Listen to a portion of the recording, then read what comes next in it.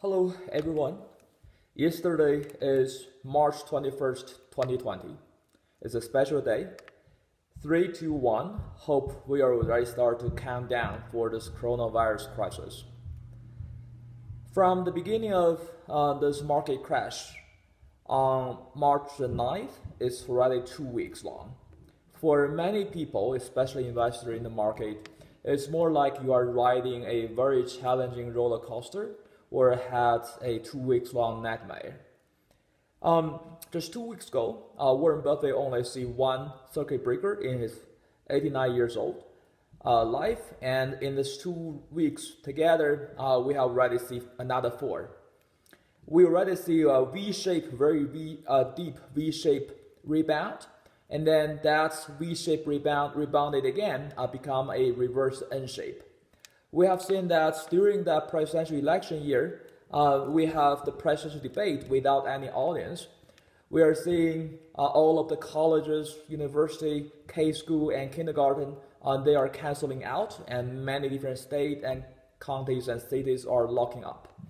We have seen the heavy pound action from the Federal Reserve, including the zero interest rate, including $1.5 trillion and the restart of the quantitative easing.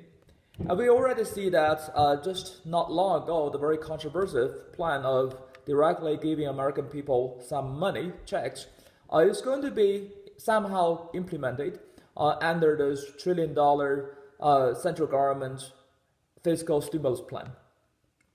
We have also seen that even with all of this dramatic reaction from either the monetary policy or fiscal policy, they are still reacted pretty weak in this market.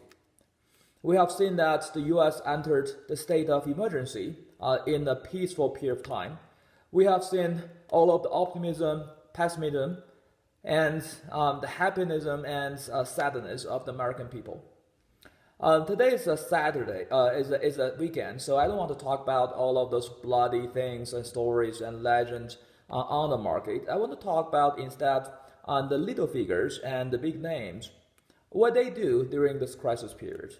The first story I want to share is about Matt and Colvin brothers. These two brothers can help us understand a lot of people's question in mind. Why we cannot buy any hand sanitizers in your local store. Let me share you my personal story first. After this outbreak of coronavirus crisis, I also drive through many different neighborhood grocery store, try to buy some hand sanitizer. From Walmart to Safeway, from King Super to Home Depot. No, I couldn't find any hand sanitizer at any of the store. At Walmart, finally, one of the employees told me that you should probably try Dollar Tree, because this type of smaller store probably haven't been wiped out yet.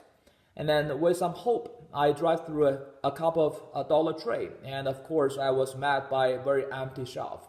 The employee there said once the door is opened, there's someone come over and buy out all of the stuff.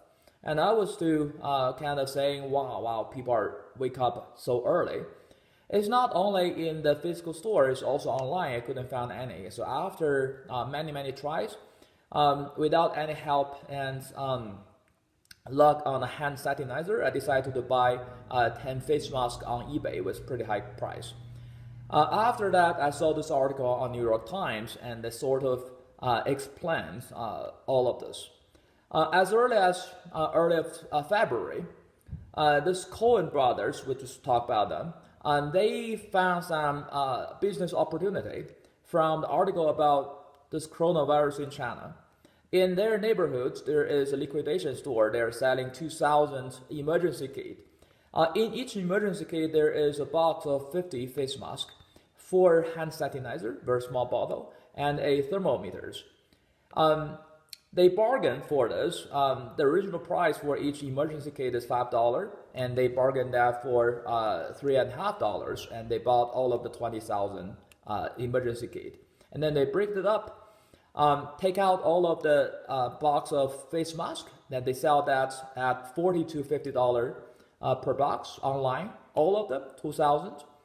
Once they get some flavor of how to make money in this crisis, on March the 1st, 2020, the second day after U.S. has the first confirmed death from this virus, these two brothers get out on their way to wipe out stores in their neighborhood in Tennessee. So from Walmart to Staples, from Home Depot to Dollar Tree.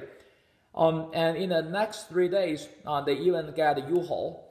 They drive through 1,300 miles from Tennessee to Kentucky, and they got 10,000 of hand sanitizers and thousands of hand wipers. And I was telling the story on my dinner table, and my kids said, why they are doing that? Are they kind of like octopus, have a lot of hands, so they have to buy so many hand sanitizer? And of course, they don't have that many hands like octopus, but they see an opportunity. They see opportunity to make money in crisis. And then these two brothers list out those very plain, really cheap stuff on their Amazon store. They sold it at multiple times of the price. Many times for the regular $1 hand sanitizer, they can sell that to $70 per bottle. And they are only one of the thousands of such sellers on Amazon. In this New York Times article, they also talk about another person. His name is Eric from Ohio. He bought at $20 per box. So each box has 10 face masks, and he collected about 10,000 of this face mask, and he sold it at $80 per box on Amazon. And some of that is as high as $125 per box, and it was instantly gone.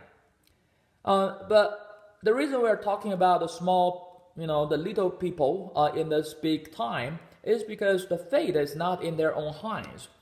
As opportunistic as these two brothers, they are calculating but didn't calculate that Amazon finally banned their account. They canceled their accounts and also warned the other seller that if they keep pushing up the price, they will lose their account as well.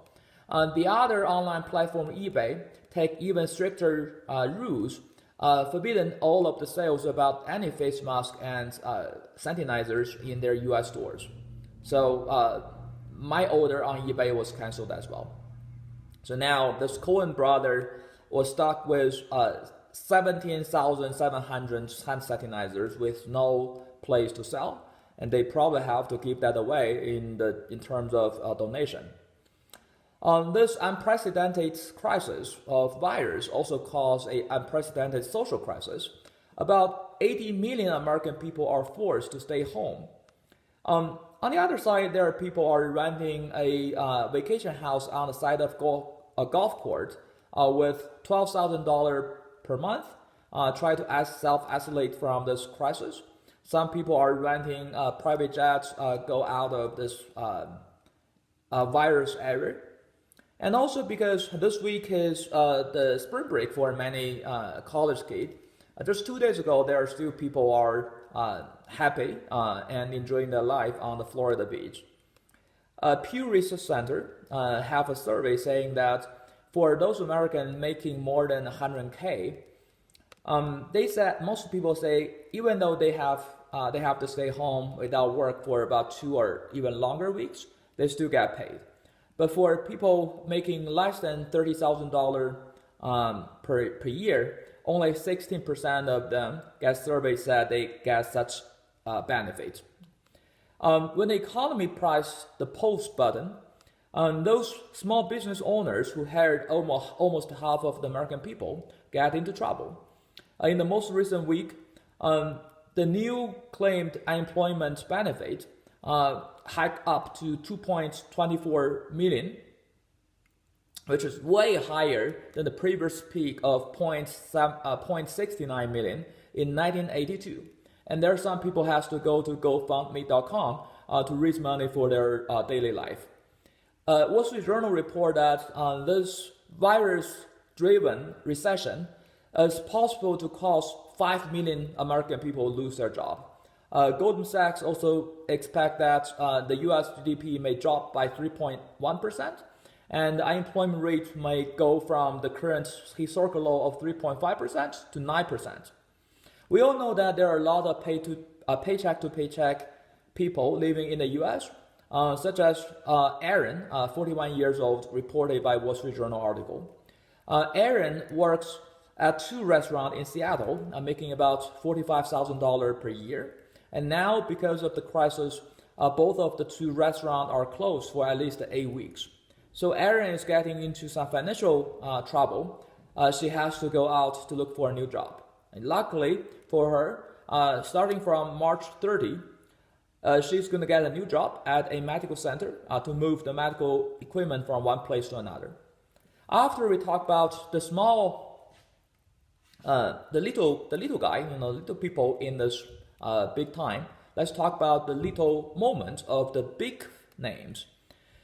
We know that for the big names, most of the time when we see them, they are under those spotlights. Very rarely we get to see what is behind the curtain. And in a Washington Post article, we get to see such small moment behind the curtain for the former chairwoman of Federal Reserve, Janet Yellen, who is a top economist in the world. She has retired for 2 years, working for Brookings Institute on fiscal and monetary policy, and still being very active on this international stage. Recently, Janet Yellen was stuck in a nervousness about this coronavirus. Starting from last week, U.S. bans the travel from Europe. So many American people living in Europe, they get panic. They try to get back to the U.S. The ticket price goes up, but you just cannot find it. Janet Yellen's son also came back from London on Saturday and got stuck by a big crowd in the international airport. Now, her son is self-quarantined in the basement of his mother's place. He stayed in the basement, so he is not risking his 73 years old mom. And Janet Yellen said she is going to put a food place on the top of the stairs going to the basement every day. So we know even for the former Federal Reserve chairwoman, there's something she cannot control in this big age, the big time. That's all for today. I hope everyone is stay safe and stay happy. I'll see you next time.